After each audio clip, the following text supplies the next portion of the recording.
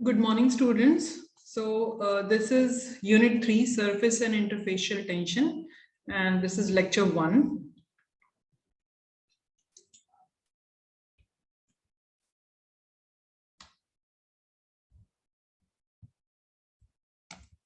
Yes. So the first topic is interface. First, we will have an introduction कि interface क्या होता है. ठीक है, तो बहुत तरह के इंटरफेस जो है वो एग्जिस्ट करते हैं डिपेंडिंग की मतलब वो सॉलिड है, लिक्विड है, गैसियस स्टेट में है. जैसे कि आप इस टेबल में देख सकते हैं गैस का भी जो एक होता है इंटरफेस को हम मतलब वहां पे एक इंटरफेस एक्चुअली होता नहीं है क्योंकि ज्यादातर जो गैसेस हैं वो आपस में म्यूचुअली मिक्सेबल होती है, मतलब मिक्स हो जाती हैं.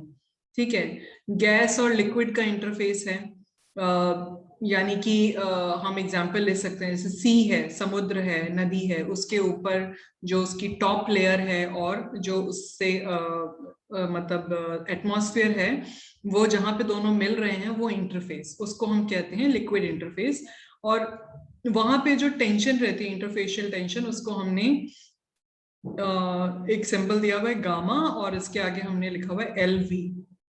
इसी तरह से गैस और सॉलिड का इंटरफेस, सॉलिड सरफेस हो गया, टेबल टॉप हो गया, क्योंकि टेबल टॉप में क्या है, आपका टेबल जो है सॉलिड है और उसके ऊपर एयर है, तो that is the interface of solid and gas. इसका सिंबल गामा SV है. V यहाँ पे हम वेपर को कह रहे हैं, V फॉर वेपर और गैस. लिक्विड लिक्विड का इंटरफेस है, ये वहां पे आता है जहां पर मतलब दो लिक्विड आपस में इमिसिबल हैं. लिक्विड लिक्विड इंटरफेस का एग्जांपल हो गया आपका इमल्शन हो गया. लिक्विड सॉलिड जो है इंटरफेस, उसका एग्जांपल सस्पेंशन हो गया. सॉलिड सॉलिड का इंटरफेस मतलब कि यहाँ पे आप एग्जांपल ले लें पाउडर पार्टिकल्स जो आपस में एक साथ रहते हैं, उनके बीच में जो इंटरफेस होता है उसको सॉलिड सॉलिड इंटरफेस कहते हैं. अब यहाँ पर हमने उनको ये तो हमने डिफरेंट टाइप्स के इंटरफेस आपको बताए. अब यहाँ पे इनको कन्वीनियंस के लिए 2 ग्रुप्स में डिवाइड किया हुआ है. पहला तो लिक्विड इंटरफेस. लिक्विड इंटरफेस में हम ले रहे हैं LV यानी liquid and vapour and liquid liquid, ये दोनों जो है वो लिक्विड इंटरफेस में आते हैं. सॉलिड इंटरफेस सेकेंड ग्रुप हो गया जिसमें SV यानी solid and vapour, solid and liquid. ठीक है, और L stands for liquid, V for vapor, S for solid. अब solid solid interfaces have practical significance in pharmacy.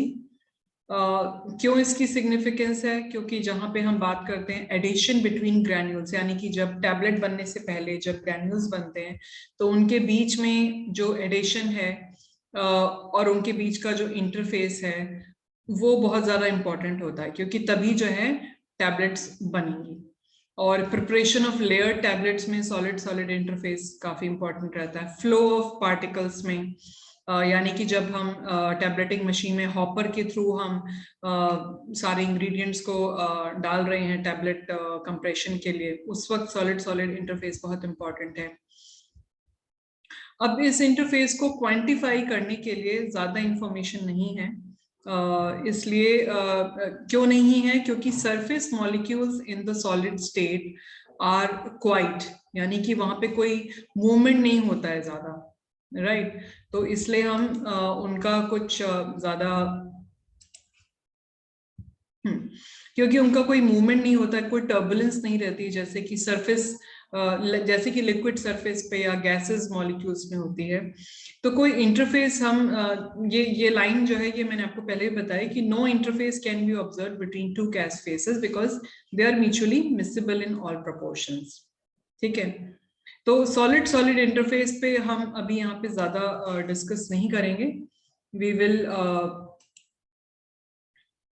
majorly we will talk about other interfaces.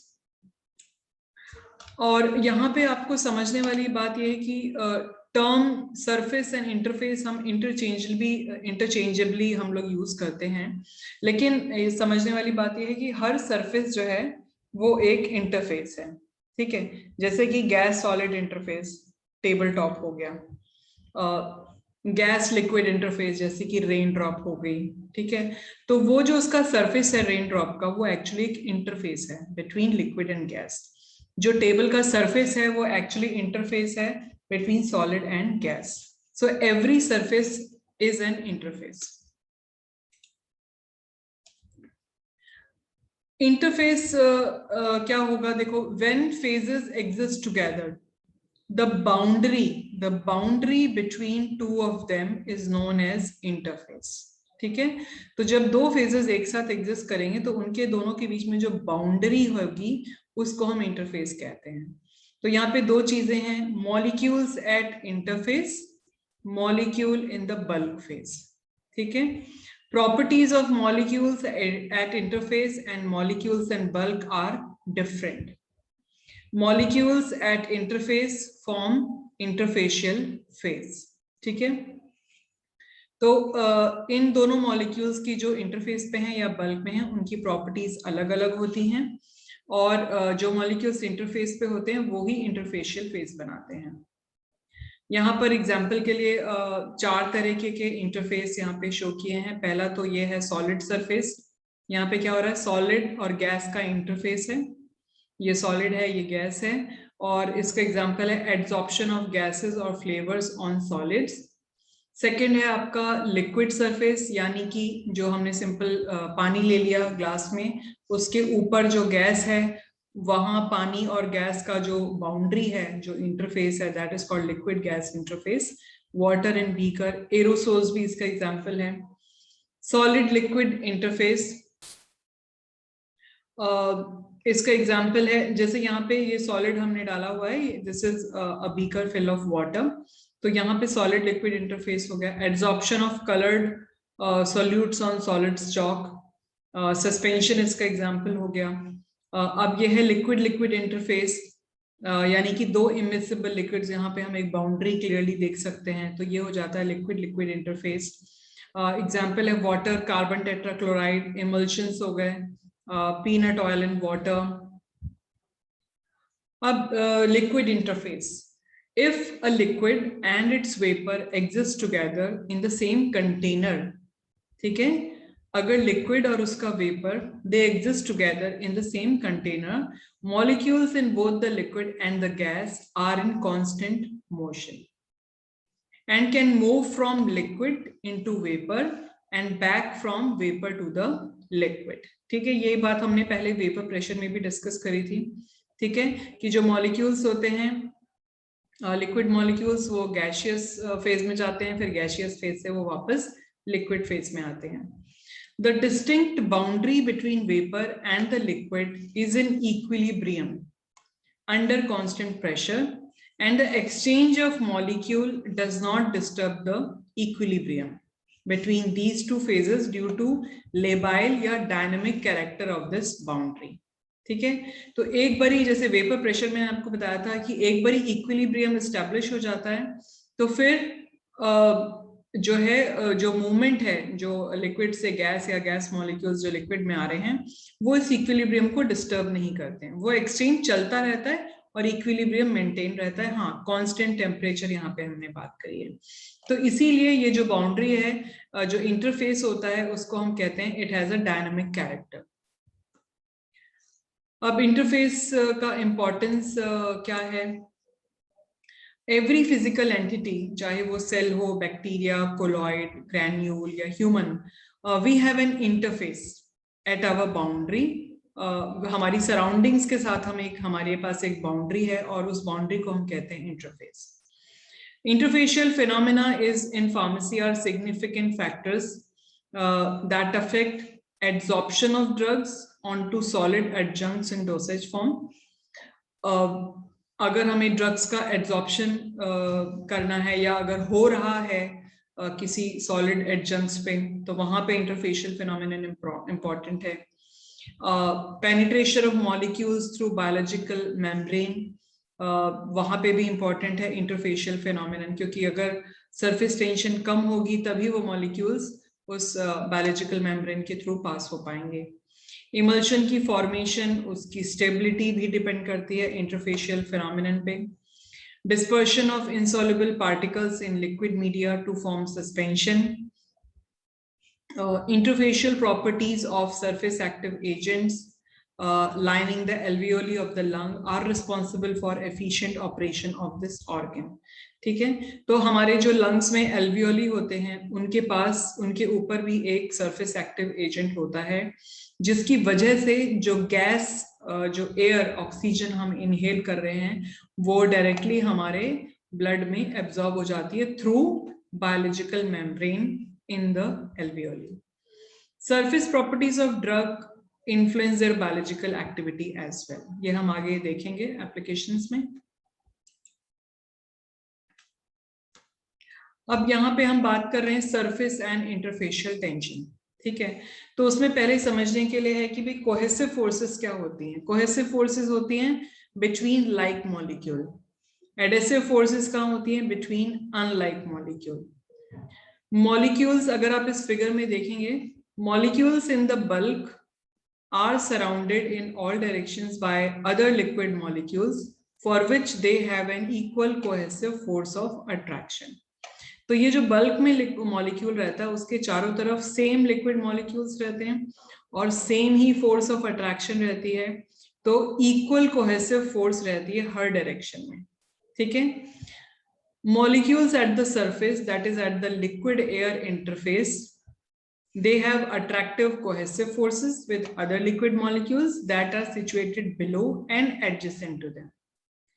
ठीक है, तो यहाँ पर जो सरफेस पे मॉलिक्यूल है उसके ऊपर जो फोर्स ऑफ कोहेशन है वो सिर्फ कहाँ से आ रही है? तीन तरफ से आ रही है, या मतलब उसके जो एडजेसेंट है मॉलिक्यूल्स या उसके जो बिलो है मॉलिक्यूल्स, वहीं से जो अट्रैक्शन ऑफ फोर्स आ रहा है वो वहीं पे एप्लीकेबल हो रहा है. And molecules develop adhesive forces of attraction with the molecules of other phase involved in the interface. अब ये जो molecules हैं इन ये develop करते हैं adhesive forces with the molecules of other phase, यानी इस केस में यहाँ पे जो गैस molecule ऊपर interface पे उसके साथ भी कुछ force of cohesion यहाँ पर develop हो जाता है. In case of liquid gas interface, this adhesive force of attraction is very small. जो attraction force रहती है लेकिन वो बहुत small होती है, उसकी वजह से क्या होता है, जो नेट इफेक्ट आता है इस सरफेस मॉलिक्यूल पे वो एक पुल एक्सपीरियंस करता है. पुल मतलब पुल डाउनवर्ड. ठीक है, the net effect is that molecules at the surface of liquid experience an inward force towards the bulk. Such a force pulls the molecules of the interface together. As a result contracts the surface resulting in surface tension.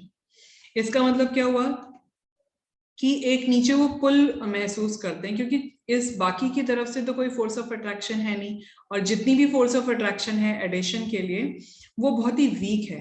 तो ये तीन तरफ से force of attraction इतनी strong होती है कि इन molecules को, जितनी भी सरफेस पे मॉलिक्यूल्स हैं, ये इनको पुल करती है, और इसकी वजह से यहाँ पे जो सरफेस होता है वो थोड़ा सा कॉन्ट्रैक्ट हो जाता है, यानी कि कोई कर्वी शेप ले लेता है और कॉन्ट्रैक्ट होता है, और इसी को हम कहते हैं सरफेस टेंशन. इसको और समझने के लिए मैं यहाँ पे एक फिगर ये लगाया है. देखिए, इस टेस्ट ट्यूब में क्या है? वाटर है. इस टेस्ट ट्यूब में है मर्क्यूरी. अब कोहेसिव एंड एडेसिव फोर्सेस की हम यहाँ पे बात कर रहे हैं. ठीक है, तो अब ये इस सर्कल में आप देखें, वाटर और ग्लास के बीच में जो एडेसिव फोर्सेस हैं, ठीक है, वो काफी स्ट्रॉन्ग हैं as compare to cohesive forces between water and water molecule. अब क्योंकि एडेसिव फोर्सेस जो हैं वो ज्यादा हैं और H2O मॉलिक्यूल्स जो हैं उनकी जो कोहेसिव फोर्स है वो कम है. ठीक है, तो इसलिए वो सरफेस पे इनके साइड पे वो एडहेयर हो जाता है साइड से, और इसीलिए यहाँ पे एक वो कॉनकेव सरफेस बनाता है, यानी उसका जो मेनिस्कस होगा वो नीचे की तरफ होगा, एक कर्व बनाएगा, कॉनकेव हो जाएगा. लेकिन यहीं पे उल्टा हो जाता है मर्क्यूरी के केस में. मर्क्यूरी के केस में जो उनकी कोहेसिव फोर्सेस हैं वो इतनी स्ट्रॉन्ग हैं कि वो ग्लास सरफेस के साथ में मिक्सअप होती ही नहीं है, मतलब उनकी जो एडेसिव फोर्सेस है वो है ही नहीं, एग्जिस्ट ही नहीं करती, बहुत ही वीक हैं. तो यहाँ पे cohesive forces are more than adhesive forces. तो इसलिए यहाँ पर जो इसका कर्व होता है, यानी कि जो साइड से मॉलिक्यूल्स हैं वो थोड़ा नीचे की तरफ हो जाते हैं, और इसकी वजह से इसका जो शेप आता है वो कॉन्वेक्स शेप आ जाता है. ठीक है, तो इसको हम कहते हैं, यहाँ पर हम समझते हैं कि एडेसिव फोर्सेस स्ट्रॉन्ग हैं, और यहाँ पे जो है सॉरी मर्क्यूरी में कोहेसिव फोर्सेस स्ट्रॉन्ग हैं, और यहाँ वाटर और ग्लास के केस में एडेसिव फोर्सेस स्ट्रॉन्ग है। The rise of liquid up narrow tube is called capillary action, वो हम लोग आगे के चैप्टर में आगे के टॉपिक्स में पढ़ेंगे। Adhesive forces attract the liquid to the wall of the tube, cohesive forces attract the liquid to itself. Water has stronger adhesive forces with glass, mercury has stronger cohesive forces with itself. तो आज के video में मैं इतना ही करवा रही हूँ अभी।